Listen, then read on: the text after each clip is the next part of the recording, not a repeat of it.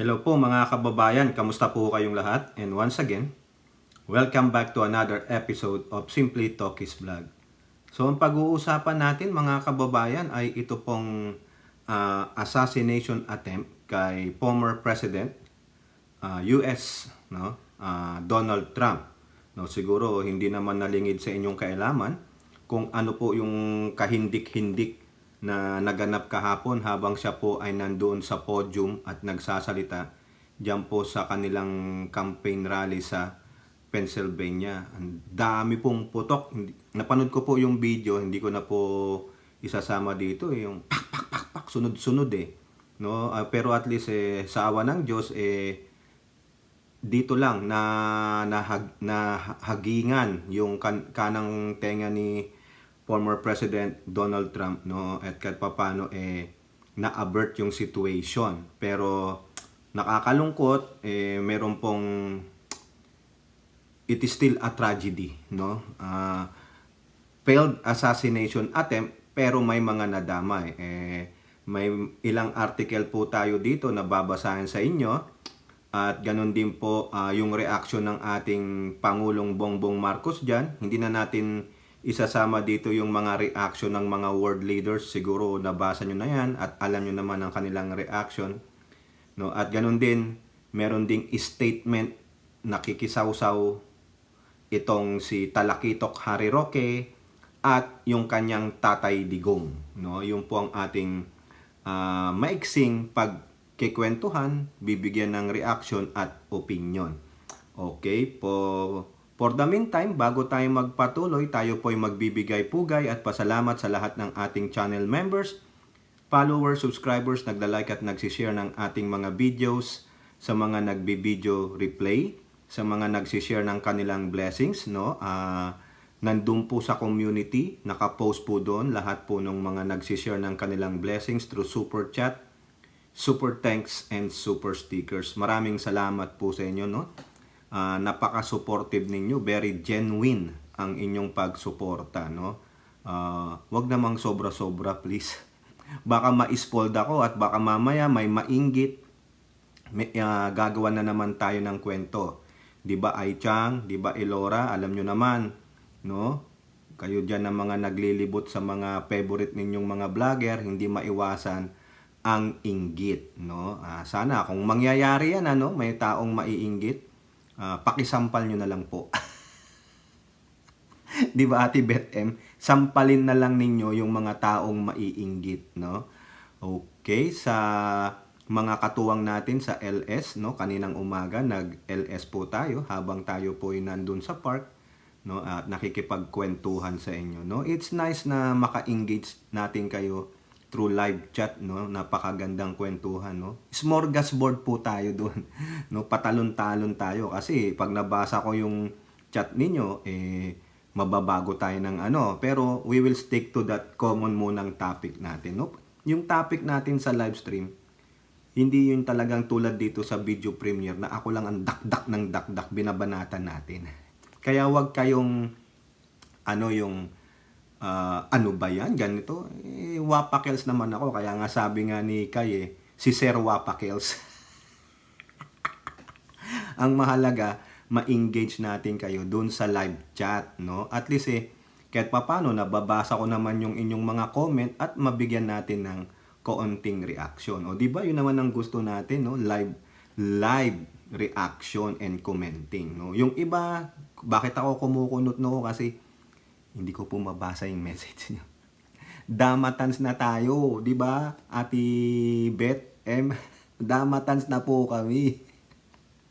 No, shout out natin yung mga regulars natin na nakikita natin palagi na nagko-komento sa ating chat box sa ating video premiere. Nandyan si Elora, si Kai na hanggang ngayon nasa hospital pa rin, no? Medyo hindi yata Kai, magpagaling ka, continue praying, at kay Tita Aurora sa buong bayan ng Palawan, Zambales at Norte, sa mga advocates ng West Philippine Sea, sa ating kasundaluhan, mangingisda at mga magsasaka, sa lahat po ng OFWs, mga modern heroes, no? Palagi po kayong manalig sa Panginoon at Alam naman natin, mahirap ang maging isang OFWs. Malayo kayo sa inyong mga pamilya, no? Have faith lang po, no? Kay Ai Chang, kay Miyu, kay Seng Chang, kay Toda Analisa, Ate Beth M, Wana Beth, kay Mary Ann Lidawan, no, mga konnichiwa ladies. Konnichiwa pala mga hello or good night. Nandyan din po ang ating mga tropang M's na mga mabubeauty. Nandyan si Mami B, si Mami Peng, Mighty Baisa, si Maritel T, Mamalu Parker, Malditang Lola, si Mika Santos na taga Japan na mas pinili na maging letter M siya, no? Si Maritel T, nabanggit ko na ba si Maritel, no? Si Suset Balisteros, yung mga friends for PBBM, si Doktora Peli Poblador, si Priscilla Acepcion, Lorna Tan, Lorna Tan. Sorry naman, Lorna Rafael po, sorry. Iba yung nasa isip ko eh. Si Ate Jean Jagers, si Ninita Umali, Nilda Arceo, si Ilocana Kana, nandun sa ating live stream kanina. Thank you, friend. Nandyan si Carclea, si Hattori, si RN Tusen, si Danny Reynado, si Red, si Mohamed, nandyan si Lulu, si Sam D, si Kapdong, sino pa yung pasulput-sulput, si Berna Vilaperte, no? At yung mga sa mga DDS, no? Si Mix, yung mga DDS Dilawan, welcome naman kayo. Maki-engage kayo dyan, tagisan kayo ng talino. Hindi po kayo kaagad isasako ng ating mga moderators kung wala naman kayong sinasabing masama, no? Yung nag-a-ad hominem, no? Labanan nyo yung mga opinion at reaction. Ganyan po, magbalitaktakan kayo dyan. Patalinuhan kayo, no? Hanggang sa sino ang mag-give up o bye-bye, ganon. Hindi na po ako magbibigay ng mga moderatorship, no? Kung pro-admin naman kayo, what's the use of giving you a moderatorship? Kakampi namin kayo. Di ba? Ganon lang. No, kung nag-a-ad hominem kayo, edi bye-bye, ganun. Shout out din kay Ate Twiller Wilfred, okay? At doon sa mga hindi mabanggit, shout out na lahat sa inyo, no? Salamat sa pagsuporta nyo sa ating mumunting channel na Simply Talkies Vlog. Nasa 37,000 subscribers na po tayo. Salamat po kay Kai at doon sa iba na nagpro-promote ng ating channel. Maraming salamat po.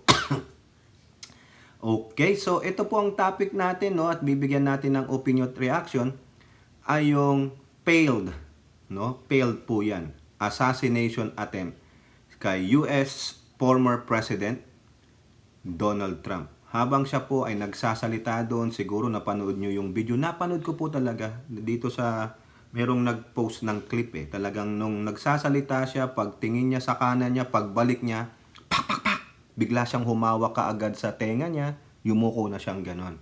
No? Hindi lang isang putok eh, sunod-sunod po eh. Pak, pak, pak, pak, pak. No? Nakakatakot po yun. Saka ang daming tao doon sa likod niya.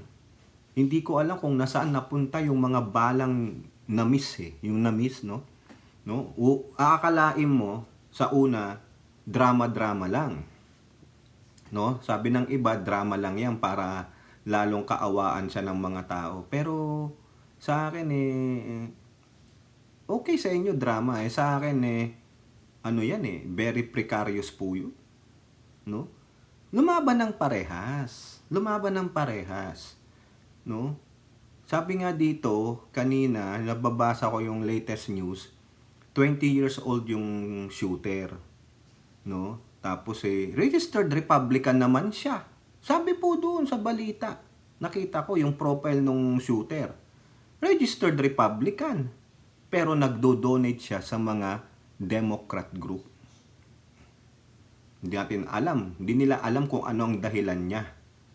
Bakit gusto niyang i-assassinate ang former US President na si Donald Trump. Hindi po biro yan. No? Bawal kang mag-threat. Lalong-lalo na sa presidente ng Amerika. They will look for you. Hahanapin ka. Hindi tulad po yan sa Pilipinas. No? Biruin mo, yung grupo ni Digong, kung ano-ano na ang pinagsasabi sa ating presidente, sa ating first lady, na gusto talaga nilang pabagbain. Mag-resign ka na. hihilahin ka namin palabas ng Malacanang at eto nga may nagsabing designated survivor o tignan nyo yan si Delulu, designated syunga o ayan po yung DDS. Di ba? Ayan DDS daw siya Di ba? Si Fiona. DDS, Delulu, designated syunga. Bahala na kayong mag-isip kung ano pa yung DDS para diyan kay Fiona. Di ba? Sabi ng mga mambabatas, ito na i-vlog natin, no? Sabi nila, i-take nyo lang lightly, wag nyong seryosohin. Nagjo-joke lang 'yan. Tinanong nangyari. Sa kaka-joke, hindi pinansin. 'Di ba? Inignore. Kung sakali mang ganyan, matulad ang Pangulo kay former President former President Donald Trump. 'Di ba? Matapang sa matapang si former President Donald Trump. Saludo sa kanya. Wala man akong diyan kay Donald Trump. Kung sino pa ang maging presidente, wala akong pakialam. Ang after ko is how do they lift the economy of the country. Yun po yun no? Kasi sa akin lang opinion sa Amerika, basta maganda ang economy. No. Baba ang taxes. Nasosustain ang buhay ng tao, yung livelihood nila. Don't care. I'm making money. 'Di ba? Kung maganda economy, maganda patakbo ng presidente. Why should I hate the president? 'Di ba? Talagang yung mga tao lang dito minsan talaga tulad sa atin ng mga progressive group, sobrang politika. Pero dito, pag nagkaroon ng threat sa buhay ng presidente o sa buhay ng isang opisyal, FBI will be knocking at your door or probably they will break your door. Ganun po yan pag na-trace ka nila. Ihaharap ka talaga nila sa korte. Sa atin, anong action ang ginagawa ng PBBM admin sa mga pambabahula-hura sa kanya? O tulad na lang ng maisog kung ano-anong pinagsasabi nila. Borderline, crossing the border na yun 'Di ba? Ng threat sa buhay ng first couple.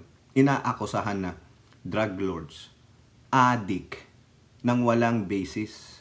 Sa Amerika yan sabihin ko sa inyo, even though sabihin yung paranoid sila, mga Amerikano yan. Well, di ba? Sabi nga, freedom is not absolute. Meron pa ring demarcation ang inyong freedom of speech. Huwag kang lumagpas sa border. Kaya nga may mga batas. Ang itinitreat ninyo ang first couple. Mga bastos Kasi nga, because they always say, it is in the context of our freedom of speech.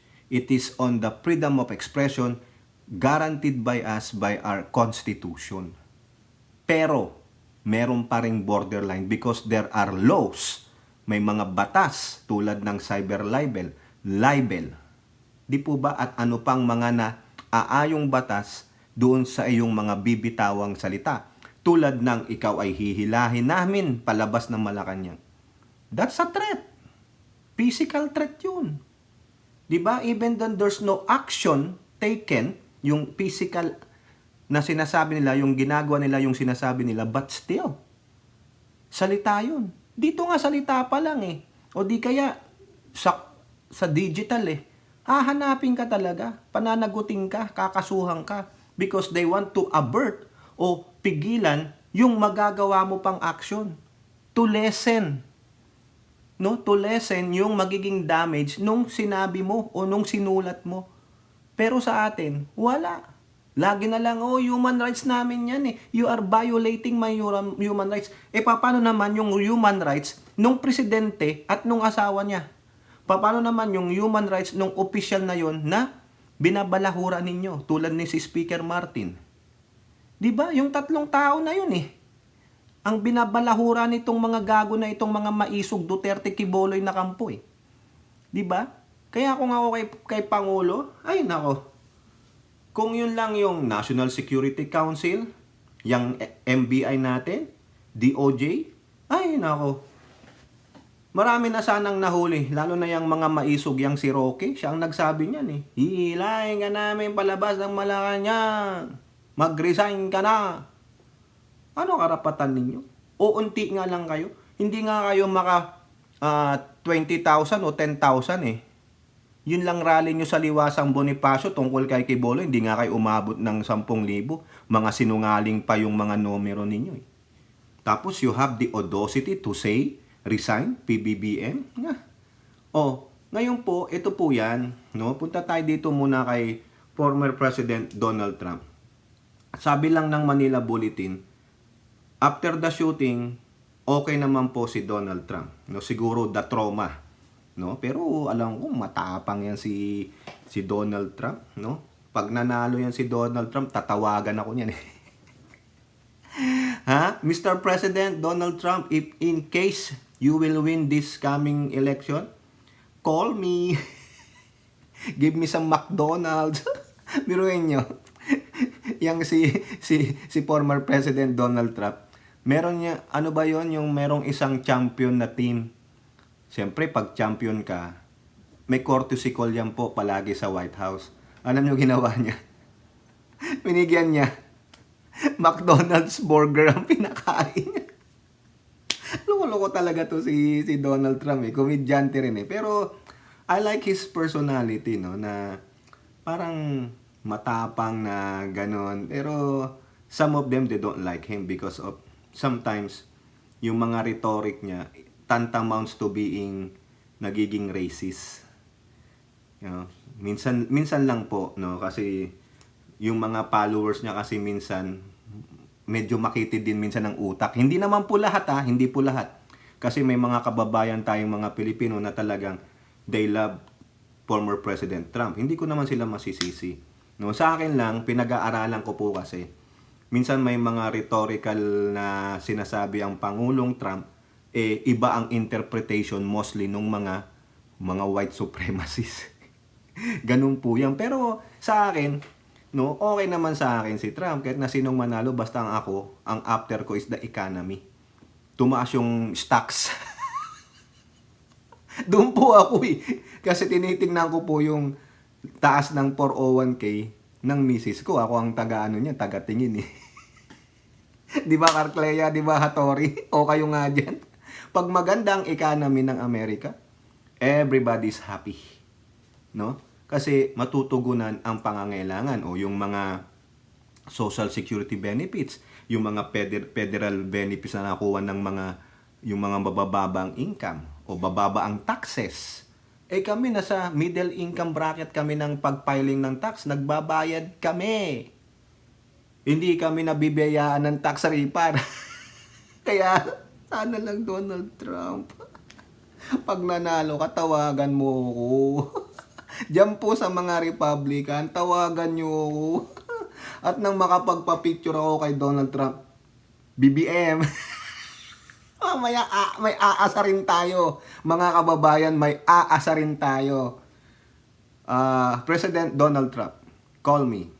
BBM.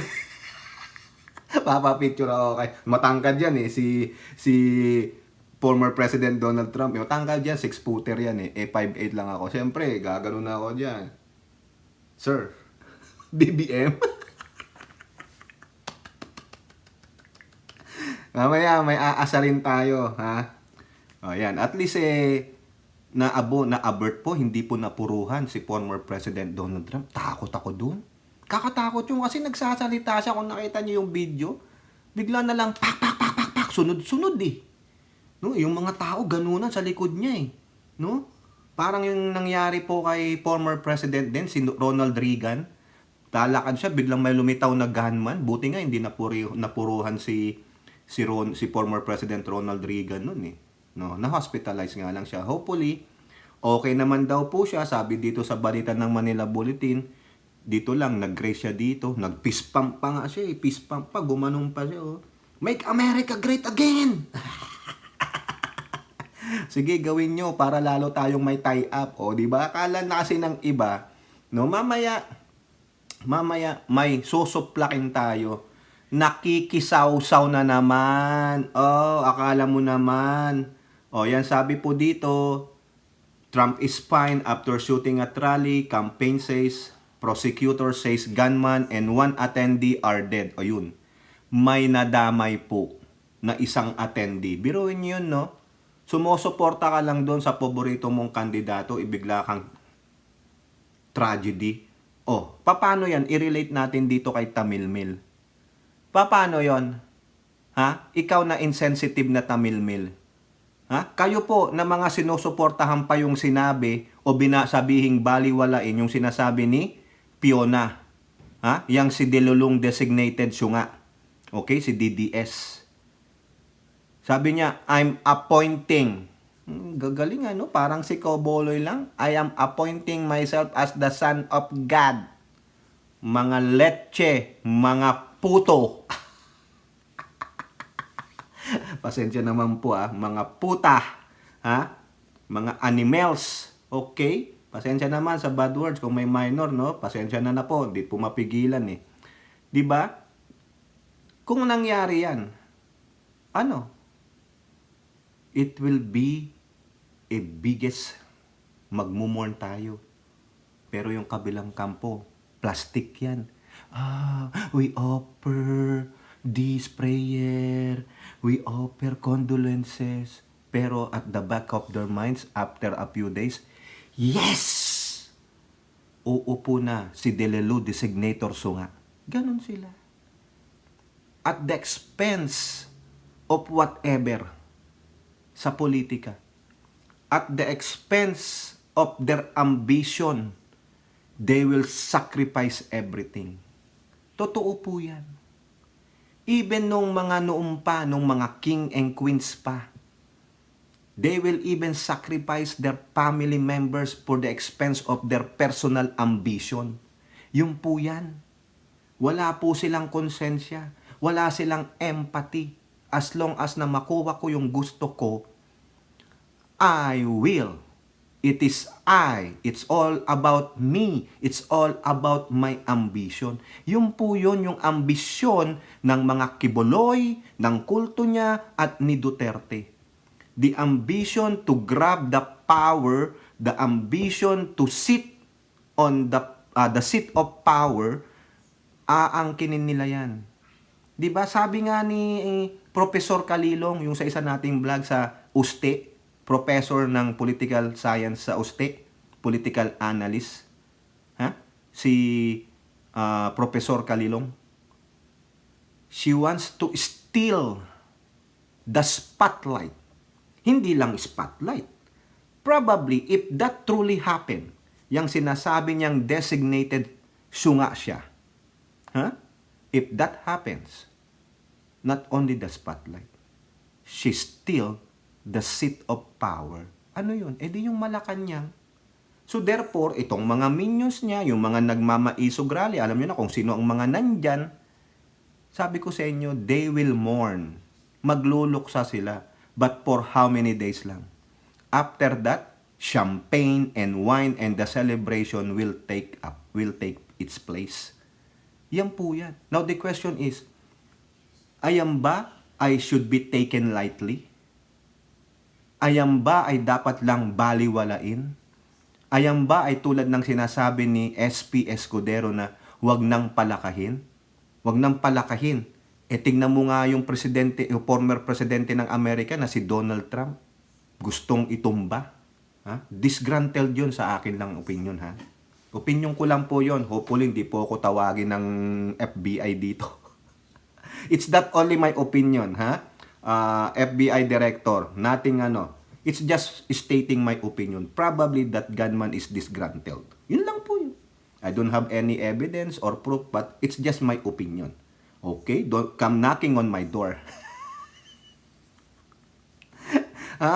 Ay kung ako tatanungin nyo, ano ka ba, Tokis? Boboto mo ba si Donald Trump or si Biden?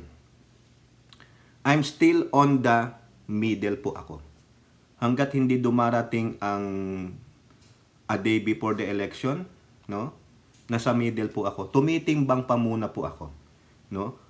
Gusto kong talagang suriin, hindi porket eto may nangyari kay former President Trump, doon na ako, no, hindi po. I'm still weighing in, no? Kung baga gitna muna ako, hindi rin ako independent, gitna muna ako, no? Ganyan po. ina-analyze ako kung sino talaga ang nararapat. Kasi pareho naman ang matanda yan eh. Unang-una, syempre tingnan mo ang age nila. O, are they gonna be functioning well if they sit on the seat of power? Are their minds still on the parang si Biden, di ba, nag-stutter na. O ewan ko lang kay President Trump. O tinatawag ko ng president, pareho na silang presidente. Isang former, isang current. Hindi naman siguro magagalit sa akin si Biden o si Trump. Pero kahit na sinong manalo sa inyo, tawagan niyo ako. Sino ka ba para tawagan ng dalawa? Wala naman, nababanggit ko lang dito. Baka naman dyan sa mga Republican, no? Bidang-bida sa akin si Trump, no? Baka may kakilala kayo dyan sa RNC, sa Republican National Convention, o kaya sa mga grupo ni President Trump. Di ba? Make America Great Again. Ano ba yung kay Biden? Di ko po alam eh. Kasi nakapokus ako sa politika sa ating bansa, kay PBBM lang.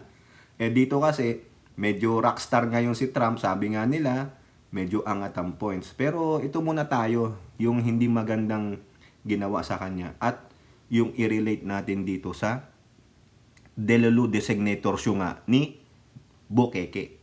Diba? Yung mga nagsasabi, ulitin ko, na it should be taken lightly, wag seryosohin. Eto kayo. Ayan tinan nyo nangyari kay Presidente Trump. Gusto siyang tigiin. Kung example lang, ganyan din. Marami ng disgruntled na maisog mga Quiboloy Duterte na mga minions eh.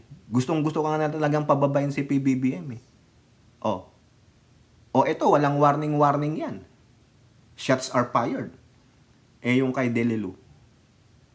Delulu. Delulu pala. Delulu. Di ba? May warning si Delulu. Baka meron siyang natutunugan. Probably, sabi niya, ingatan ko ang friend ko. Isiwalat ko na. Tulad nung siniwalat niya 3 Duterteng lalaking tatakbong senador. Siguro, she's still considering PBBM as her friend. They're still in good terms even though there's some bad taste from, in their mouth. No? Hindi sila magkasundo na ni FL, siyempre, friend niya pa rin si PBBM. May nasagap siya na ayun na lang ang tanging paraan para maiupo siya. Siguro, ganun ang depensa niya. Yun ang iniisip ko, opinion ko lang. I'm just assuming. I'm not lying. Di ba, Ilora? So at least ito, nakita natin, no? Nang pwedeng maganap ang mga bagay na ito. Tingnan nyo si former President Trump yan. Maraming asar dyan kay former President Trump, lalo na ang mga liberals. Dami asar dyan. Pero yung tumira sa kanya, registered Republican. Pero siguro disgruntled lang. Okay? So okay naman daw po siya, no? Sabi nung kanyang spokesperson na si Stephen Chong. Ayan. Nagpapasalamat sila sa mga law enforcement and first respondent for their quick action. No, kita nyo yung security group, no? Talagang umiikot eh. Yung mga SS, no, Secret Service, talagang nakita ko. Talagang siya eh. Pero defiant pa rin si Trump. Make America Great Again. Sige, gawin mo yan, Trump. Pag naging presidente ka, pababain mo ang tax bracket namin. No? Loko-loko tong Sa totoo lang, mga kababayan, divert ko lang. Yung last year na tax namin, 2023, nagbabayad kami. Tapos nalaman ko, kasi yung may mga limit income bracket, yung income limit sa taxes. Tulad ng dalawa yan Biruin nyo, 5 item, 5 entry sa paycheck ang kinakaltasan nila ng taxes. Dalawa dyan, every year, pag nakuha mo na yung limit, tigil na yun sa pagkaltas. Halimbawa, ang maximum contribution o kakaltasin sa'yo ay $7,000.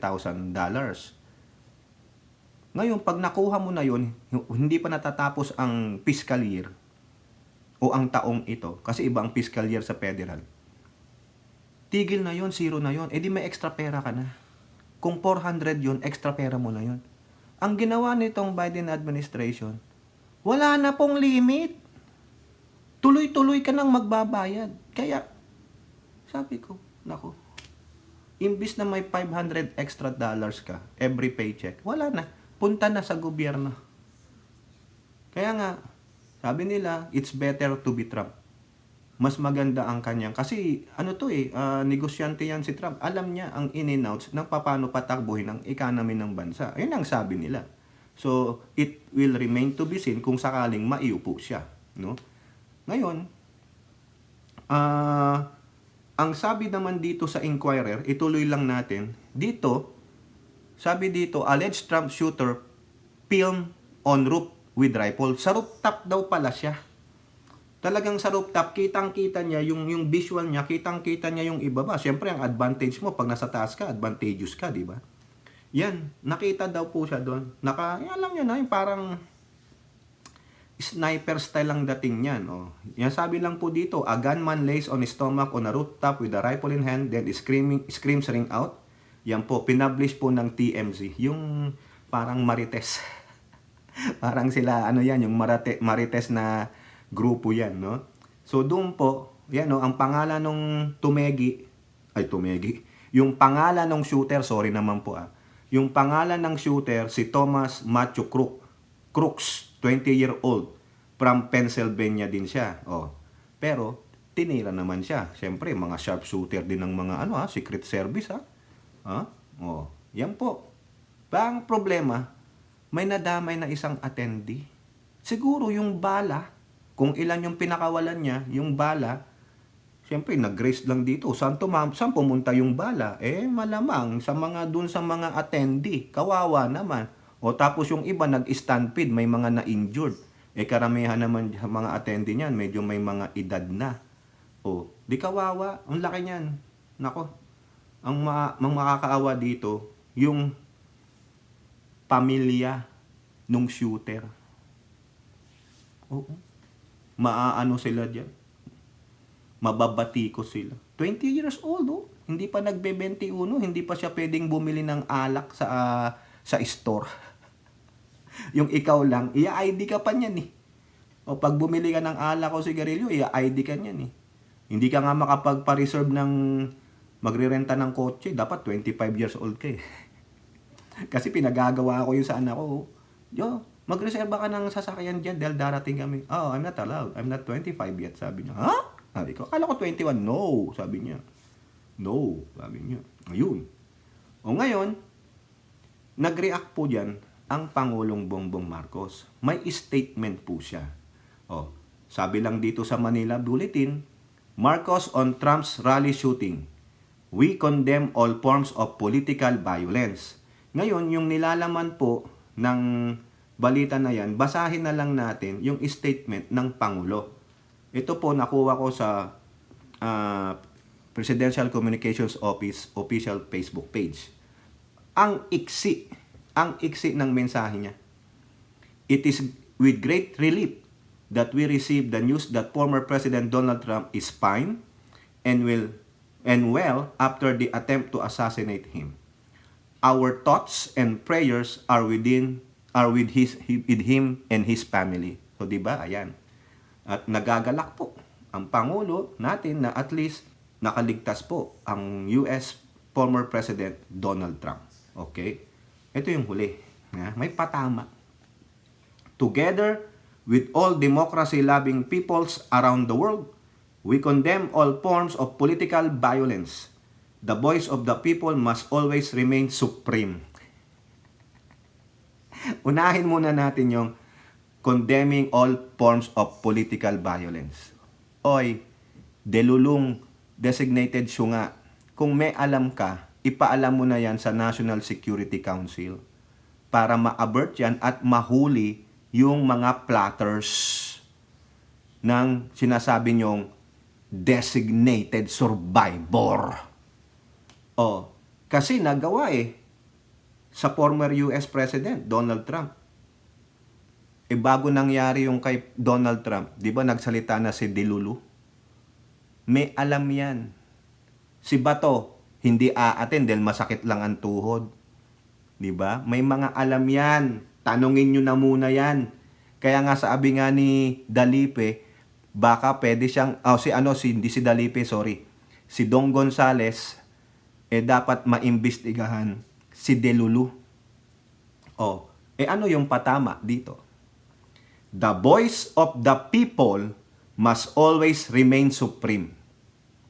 Kanino mag-a-apply yan? Sa ating mga majority. Majority that we want President Marcos to finish his term. We are not crying for him to step down. That's the voice of the people. Kasi majority. Sino yung mga sumisigaw na bumaba na siya? Yung mga maisog na wala pang 1,000 kung mag-rally. Huwag nyo isama yung mga kulto ni Kibuloy. Kulto yun eh. Ibang paniniwala nyo. Iba dun, wala nga, hindi nga politika ang gusto nun. Ang gusto lang nun, pumunta sa langit eh. Baka ibang langit naman yung binibigay ni Kibuloy.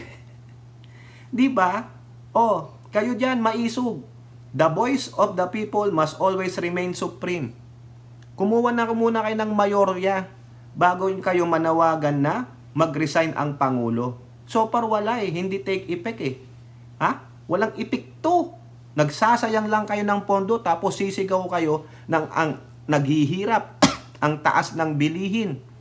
'Di ba? Maraming Pilipinong naghihirap. Ba't kayo puro lang rally ng rally? Gumagastos kayo ng pera, tapos magrereklamo kayo, nasaan na yung 20 pesos kilo ng bigas? Gago pala kayo May pang-rally kayo, wala kayong pangkain? Diba? Na-vlog na natin yan mga kababayan. Kunwari sumisigaw na, ang daming mahihirap, pero sila yung bunganga nila, punong-puno ng pagkain, yung plato nila, punong-puno ng pagkain. Diba? Mga hypocrite lang. Okay? Now, yung ganong kaiksing mensahe ng Pangulo, it's very understandable. Walang paligoy-ligoy, direkta. Hindi kinakailangang habaan yung mensahe. Tulad ng ibang world leaders, they're just condemning that violent act na ginawa kay former President Donald Trump. Ganon lang kaiksi. Pero, ito po, nakita natin. Nagkalat yan sa social media. Yung statement daw, di umano ni Digong dyan po sa failed assassination attempt kay former President Donald Trump. Tingnan nyo. Huwag nyo na basahin. Tingnan nyo lang. How many paragraph yan? 1, 2, 3, 4, 5, 6, 7, 8, 9. Ibig sabihin, nakapagsulat pa ng ganyan kahabang mensahe si Rodrigo Roa Duterte? Really? Hindi naman sa inaano natin ang kakayahan niya. Pero tignan nyo naman. Yan pa, ganyan blah blah blah, I join all peace-loving people of the world in condemning, blah blah blah, blah blah blah, blah blah blah. Pero tignan ninyo. May kasamang China narrative. Ano ba yung naratiba ng China? Di ba sabi ng China, galit na galit sila dahil naglagay ng short or long-range missiles ang US military sa ating bansa. Di ba? Nakita nyo yung truck na kung magbuslo ng bala yun, hindi mahahabol yun. Chung, chung, chung, chung, chung, chung, chung. Panorin nyo yung Iraq-Kuwait War. Kita nyo yun. Ay, nako. Para lang kayo nanonood ng fireworks sa Disneyland. May video ako ng fireworks sa Disneyland, Mami B. Yung 13 minutes sa may castle, i-upload ko sa isa kong channel yun, yung My Sweet AJ Vlog. Hindi pwede dito yun. Nasaan dito yung China narrative? Sa statement nitong si Digong. Ayan po, yung ikapito. Ang sabi dito, ito na lang bibigyan natin ng pansin kasi yung mga nauna dyan. American policies under the Biden administration towards the Philippines, particularly the installation of a missile system. Paano napunta dyan? Bakit ganyan ang statement ni Digong? Diba? Kung ang presidente ang statement niya is condemning the political violence and wishing former President Donald Trump a get well soon, eto, isinama ngayon yung naratiba ng China na paglalagay ng missile sa ating bansa. Diyan daw po sa Ilocos, considering its danger in the Philippines. Really? Kasalanan daw ng Biden administration yun. Diba? Tama, mali. Tama ba na isama mo dito yung Chinese sentiment? Ay, tingnan nyo ha. Dito, sumisip-sip sila kay Trump. Kasi, the feeling is, si Donald Trump ang mananalong presidente this coming November election dito ng 2024. Ha? Isiningit dito yung politika nila, yung naratiba ng Inchik. Nagalit na galit nga kasi ang Inchik since May pa, nung March pa, na nagpadala nga ng ganun, yung truck, yung parang missile silo. Ha? It has generated no small amount of fear among Filipinos, worried that the country has now become a target if war breaks anytime. Oh, wala naman gera. Ha? Ito ay isang naratiba lamang ng China na ibinibose out ng kanilang mga Manchurian candidate, ng kanilang mga pro-China, ng mga makapiling mga Pilipino na kumakampi sa China. Di ba? Nananakot lang. It has generated no small amount of fear. Really? Kayo lang yun? Kayo lang yung takot na takot. Kayo ang nagnanaratiba ng gera. Anong sabi ni General Browner? Wala pong gera. Hindi po tayo makikipaggera. Ano ang sabi rin ng China? We will not go to hot or cold war with anyone. Ayaw din nila. If they can settle, if we can settle our dispute in a very diplomatic, very peaceful means, gagawin natin. So anong kinalaman dyan ni Donald Trump? Ha? May magagawa na ba siya dyan? Siguro pag upo niya, i-examinin niya yung ginawang mga kasunduan ng Biden administration dito sa ating Marcos administration. Sa palagay nyo, ura-urada yan? Magdi-decide si Donald Trump without consulting his military? Ano yung mapapala nila kung tatanggalin nila ang EDCA sa bansa? Very strategic ang ating bansa. Pinag-aagawan nga tayo ng ibang bansa tapos aalisin ni Donald Trump? Do you think so? Na yan ang magiging priority agenda niya? Ang alam ko po correct me if I'm wrong mga Republicans. Ang alam ko, the priority agenda of this nominee ng Republican na si Donald Trump ay economy. You should generate more jobs. Diba? Hayaan mo doon yan kasi wala namang gerang magaganap.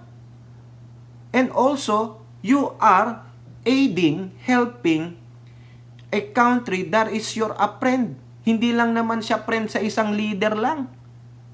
Considering ang daming Filipinos dito na mga Republican. Diba?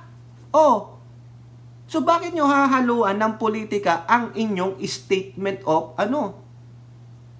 yang well-wishers kayo kay President Donald Trump? Diba?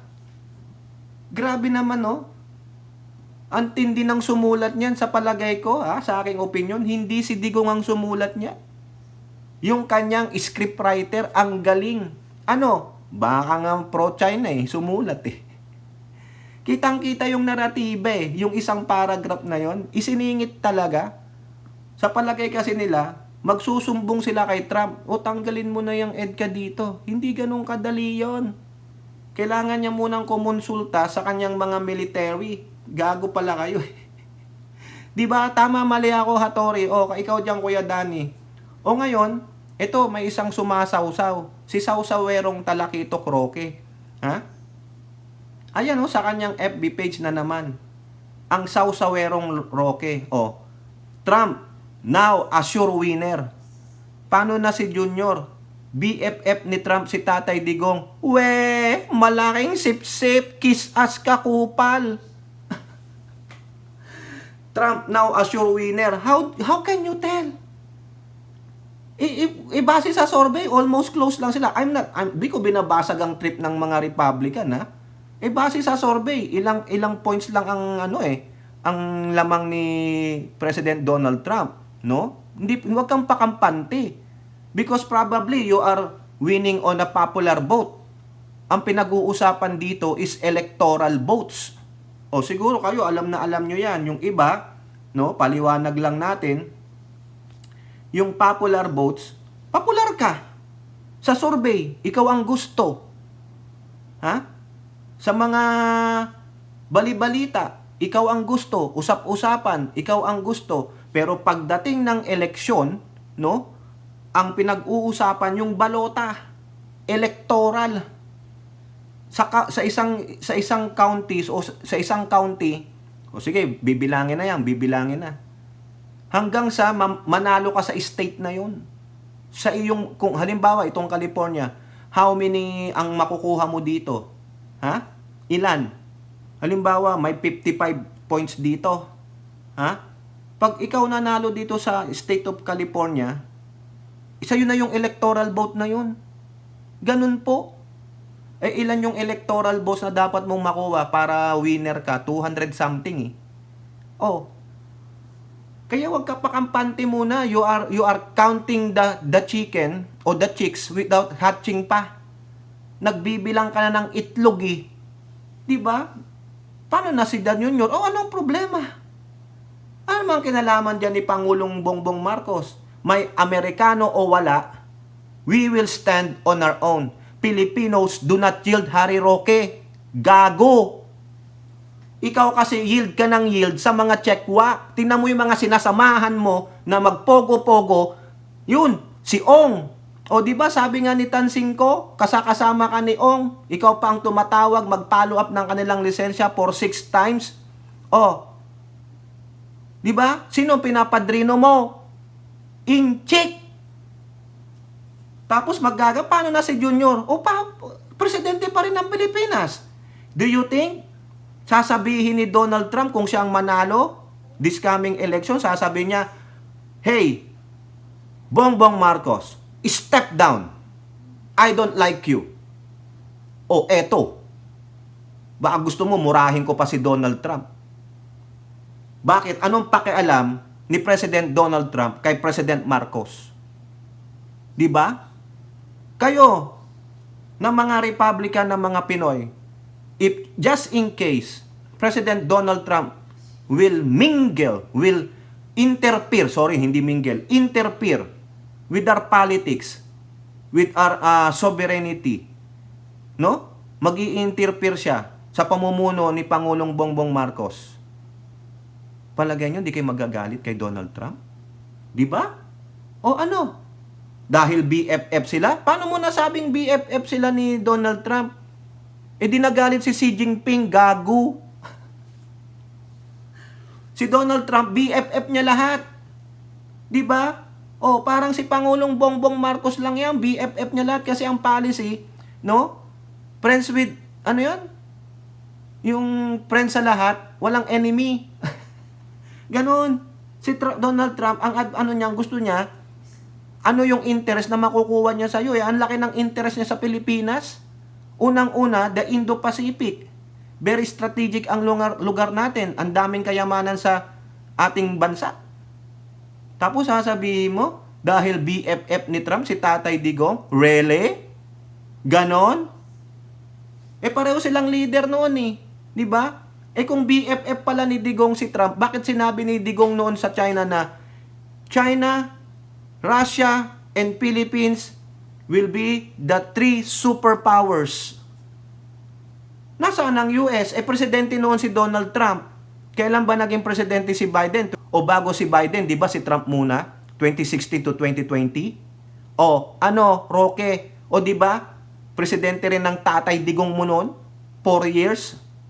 O, so sasabi mo BFF, pero sinabi ni Digong. Tapos, kung BFF siya, bakit hindi in-implement ni Digong yung EDCA? Tinanggal niya ang BFF, tinanggal niya ang BFA, tinanggal niya ang balikatan.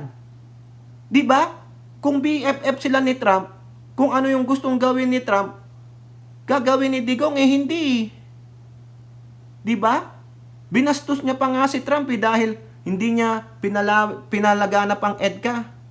Bakit ko alam? Kasi yung friend nating si Hattori, nung active pa siya, nandyan na siya sa Basa Air Base sa Pampanga para mag-set up ng EDCA during that time, panahon ni Digong, nung 2016. Pero nung nanalo na si Digong, di ba may kasunduan nga kay Panot sa katong US na magtatayo ng EDCA.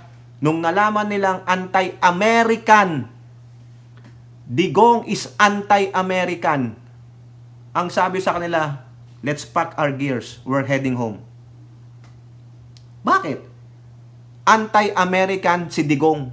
Tapos sasabihin mo, BFF niya si Trump? Ano ba si Trump? Amerikano. Hindi nga siya pumunta dito sa Amerika, si Digong hate na hate niya Tapos sasabihin mo, BFF sila ni Trump? Come on, fuck you.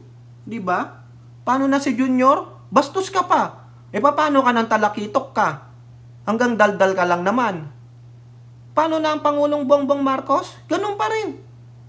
Matalo manalo si Trump, sino man ang presidente ng Amerika o nung anumang bansa, presidente pa rin si Pangulong Bongbong Marcos hanggang matapos ang termino niya sa 2028. So, anong masama doon? Sa palagay mo, pag naging presidente si Trump, papaalisin niya ang EDCA? So what? Di meron tayong mga magagandang bases, military bases, baka iwanan pa yung mga gamit dyan. At least, natuto na tayo. Matatag, medyo may kaalaman na ang ating mga military. O di ba? Palagay mo, iiwanan ni Trump ang bansang Pilipinas? Palagay mo, paaalisin niya si Pangulong Bongbong Marcos? Ano karapatan niya?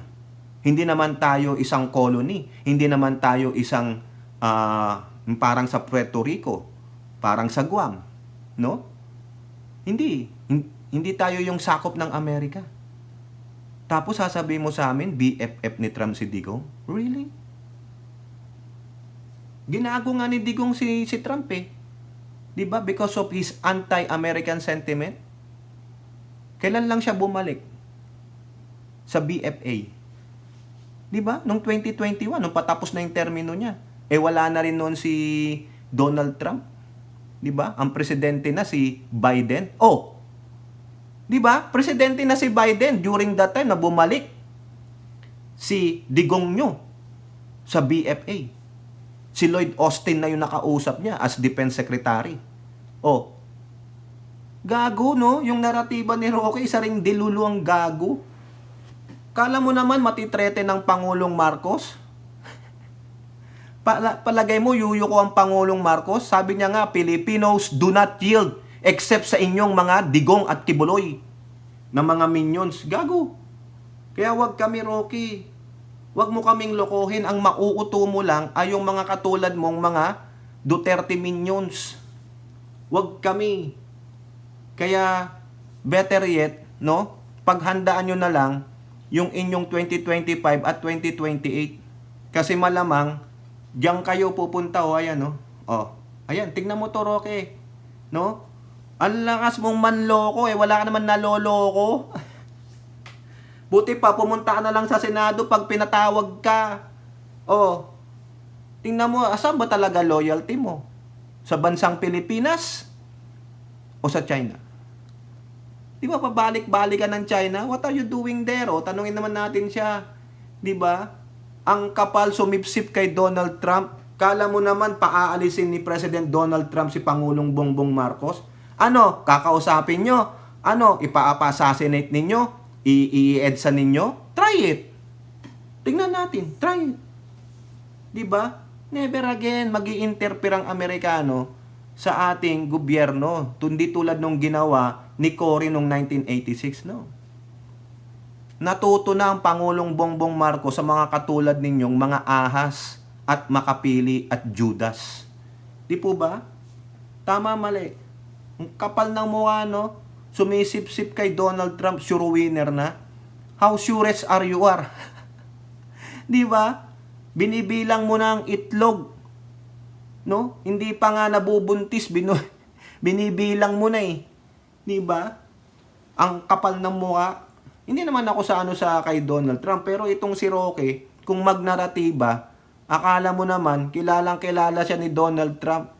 Baka mamaya ako pantawagan ni Presidente Donald Trump dyan paabot nyo nga to kay, sino ba yung sa campaign ni Donald Trump. Kakampanya ko dito si Donald Trump pag tinawagan ako ng campaign ano niya eh.